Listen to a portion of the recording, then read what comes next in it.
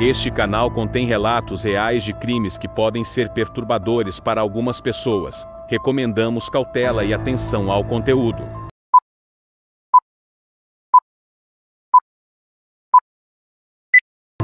Olá pessoal, podem me chamar de Belinda Jacob e esse é o Incógnita Crime, o seu canal de crimes reais que traz também uma pitada de análise psicanalítica. Se você gosta de mergulhar nas profundezas do comportamento humano, dos enigmas da mente e da brutalidade escondida sob rostos comuns, inscreva-se, curta e compartilhe. Aqui, cada caso é contado com respeito, rigor e reflexão. Hoje vamos relembrar um dos crimes mais perturbadores da história criminal dos Estados Unidos. Um caso que chocou o país não apenas pela brutalidade envolvida, mas pela banalidade do mal. O caso Sylvia Likens. A história se passa em 1965, em uma típica cidade americana do estado de Indiana. Sylvia Mary Likens, de apenas 16 anos, era uma adolescente comum, sorridente, tímida e muito ligada à sua irmã mais nova, Jenny, que era portadora de poliomielite e usava um aparelho nas pernas. Sylvia vinha de uma família instável. Seus pais, que trabalhavam com feiras itinerantes, não conseguiam manter os filhos por perto por muito tempo. Em uma tentativa de garantir segurança para as filhas, decidiram deixá-las sob os cuidados de uma mulher aparentemente confiável, Gertrude, uma mãe solteira de 7 filhos que vivia em uma casa modesta em Indianópolis. No início, parecia uma solução temporária. Gertrude receberia $20 por semana para cuidar de Sylvia e Jenny. Mas aquela casa, que à primeira vista parecia ser um lar seguro, se tornaria o palco de um dos crimes mais aterrorizantes que o sistema judicial americano já viu. Com o passar das semanas, a situação fugiu de qualquer controle. O que começou com pequenos castigos logo evoluiu para espancamentos, privações e torturas inimagináveis. E o mais perturbador, Gertrude não agiu sozinha. Ela manipulou seus filhos e até crianças da vizinhança para participarem dos abusos, como se estivessem em uma espécie de jogo macabro. Sylvia, aos poucos, foi sendo privada de comida, de higiene, de dignidade. Dormia no porão, era queimada, agredida com objetos e palavras que visavam não apenas ferir seu corpo, mas desintegrar sua identidade. Hoje, mais de 5 décadas depois, o caso ainda levanta questões profundas sobre a crueldade humana, a omissão coletiva e o poder destrutivo que um ambiente pode exercer sobre um indivíduo. O que leva uma mulher a liderar um grupo de jovens numa escala tão brutal de violência? Como a mente se transforma num instrumento de desumanização? E principalmente, como é possível que tantas pessoas soubessem e ninguém tenha feito nada? Após as primeiras semanas na casa de Gertrude, o pagamento prometido pelos pais de Sylvia e Jenny atrasou. Foi aí que o que já era um ambiente negligente se tornou um verdadeiro inferno. Gertrude começou a descontar sua frustração diretamente nas meninas. Sylvia, em especial, passou a ser alvo de xingamentos, agressões físicas e humilhações constantes. A mulher, que já apresentava sinais, claros de fragilidade psíquica, como depressão, ressentimento, frustração sexual e ódio reprimido, ela projetava em Sylvia todas as dores e fracassos da própria vida. Era como se Gertrude enxergasse em Sylvia uma ameaça, uma jovem bonita, cheia de vida, com a juventude que ela mesma havia perdido cedo, presa num corpo debilitado por doenças e pela pobreza. A inveja aqui surge como motor do ódio. O narcisismo ferido se transforma em sadismo. Com o tempo, a Casa dos Horrores ganhou novos agentes do caos. Os filhos de Gertrude, especialmente Paula e John, também começaram a participar das agressões. Paula, por exemplo, certa vez, quebrou a mão ao bater repetidamente no rosto de Sylvia. E quando questionada sobre o ocorrido, Gertrude apenas respondeu com ironia: "Ela merece". Mas o que mais choca nesse caso é o envolvimento de crianças e adolescentes da vizinhança que eram incentivados a ir até a casa para brincar com Sylvia. Esses jogos incluíam queimaduras de cigarros, socos, chutes e até mesmo urinarem nela. Tudo isso muitas vezes sob o olhar complacente e até encorajador de Gertrude, que seria a única adulta ali naquela situação. A psicanálise nos ajuda a entender esse fenômeno como uma forma de identificação com o agressor. Vou dar um exemplo. Crianças expostas a figuras de autoridade violentas podem desenvolver mecanismos de defesa baseados na repetição da violência, uma tentativa inconsciente de dominar os traumas ao se tornar parte do lado opressor. Além disso, o efeito de massa, a dissociação emocional e a perda de empatia ocorrem com mais facilidade quando a violência se torna um espetáculo coletivo. Em grupo, os limites se dissolvem. A responsabilidade individual, ela é diluída. O que seria inaceitável em um outro contexto torna-se possível e até mesmo comum. Silvia começou a definhar rapidamente. Sua aparência física passou a assustar até os poucos que ainda visitavam a casa. Mas ninguém denunciava. Ninguém fazia nada. A omissão tornou-se também um crime. Nos próximos minutos, vamos acompanhar o desfecho dessa história e refletir juntos sobre as falhas que permitiram que essa tragédia se perpetuasse até o limite mais cruel possível. A princípio, Silvia e Jenny até chegaram a frequentar a escola local e a tentar manter alguma aparência de normalidade. Mas por trás das portas da casa número 3850 da West New York Street, em Indianápolis, algo sombrio ganhava forma. Gertrude, que em público se apresentava como uma mulher religiosa, frágil e sofredora, se mostrava na intimidade do lar uma figura completamente diferente. Um perfil de mulher ressentida, cansada da vida que levava e cheia de frustrações acumuladas e carente de controle sobre o próprio destino. E aí, aqui tem um fator que incentivou toda essa crueldade, que na realidade acordou esse monstro. Quando os pagamentos de Leste e Betty Likens, que são os pais das meninas, começaram a atrasar, o tratamento que Silvia recebia passou de indiferente a francamente cruel. Gertrude parecia descontar todas as suas frustrações naquela menina magra, doce e gentil. A própria Jenny, que tinha dificuldades para andar por conta da poliomielite, era poupada em grande parte, talvez por ser vista como alguém inofensiva, Mas Silvia se tornaria o bode expiatório de uma estrutura familiar perversa. Inicialmente, os abusos vinham em forma de humilhações verbais.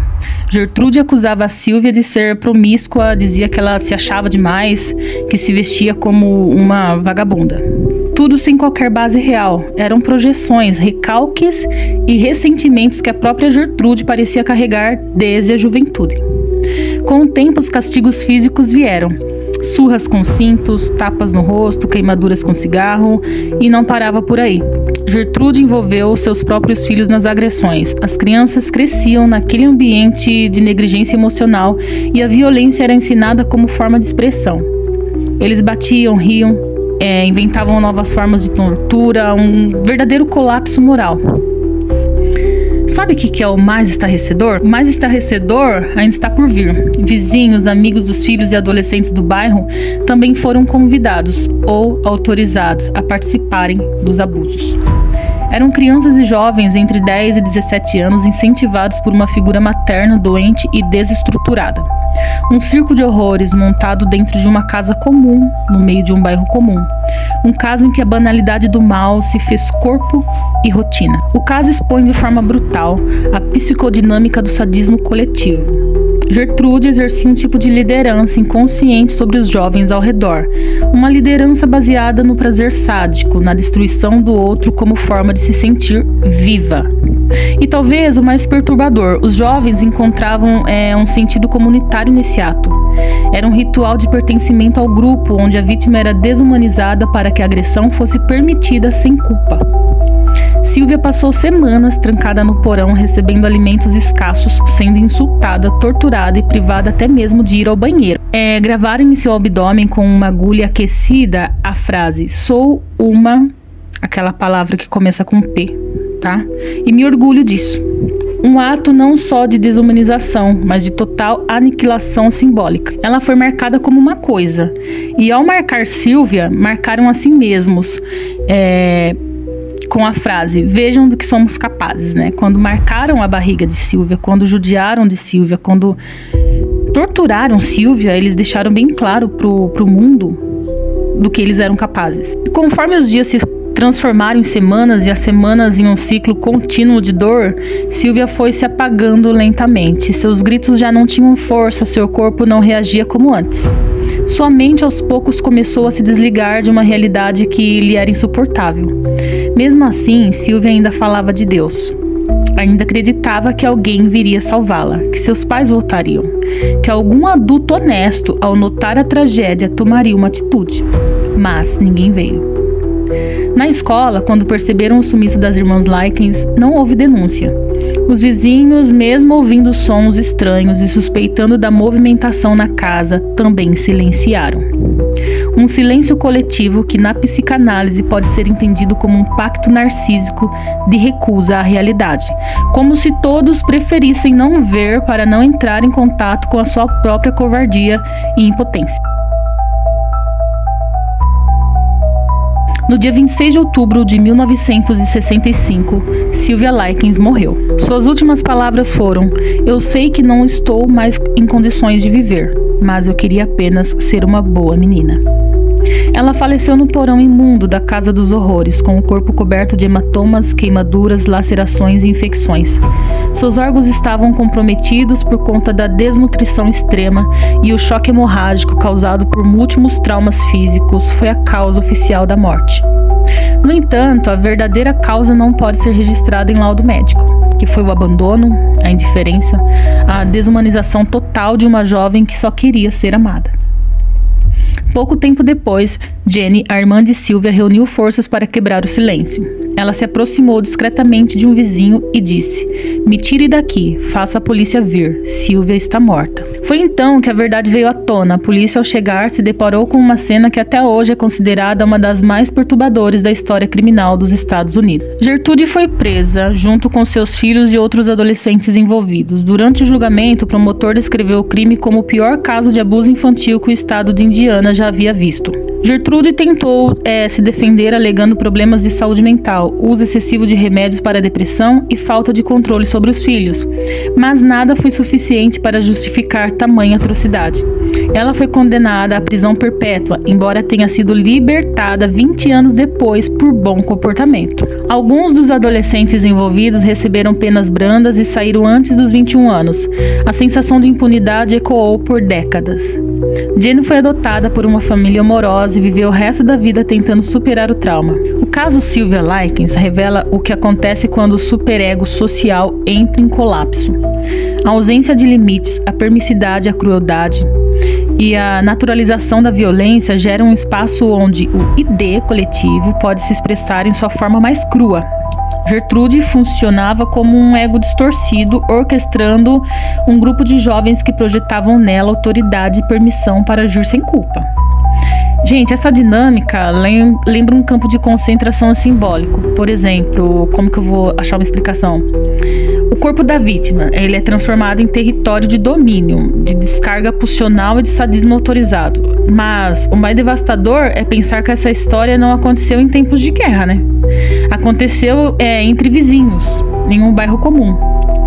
Dentro de uma casa onde a maldade foi legitimada por olhares desviados e pela omissão, inclusive dos vizinhos. Eles não estavam ali agredindo Sylvia com as mãos fisicamente, mas a omissão também mata. Sylvia morreu aos 16 anos. Ela amava doces, queria se casar, gostava de ir ao parque. Era apenas uma garota tentando viver. Esse caso nos obriga a refletir não apenas sobre a crueldade humana, mas sobre a responsabilidade coletiva que temos diante da dor do outro. Em uma época em que tanto se fala sobre empatia, o caso Sylvia Likens permanece como um lembrete brutal de que o mal não precisa de monstros. Basta que as pessoas certas decidam não fazer nada. Se esse caso te tocou de alguma forma, te convido a se inscrever no canal Incógnita Crime. Toda semana trazemos casos reais com respeito às vítimas e um olhar analítico profundo. Compartilhe este vídeo, comente o que você achou e ative as notificações para não perder nenhum conteúdo.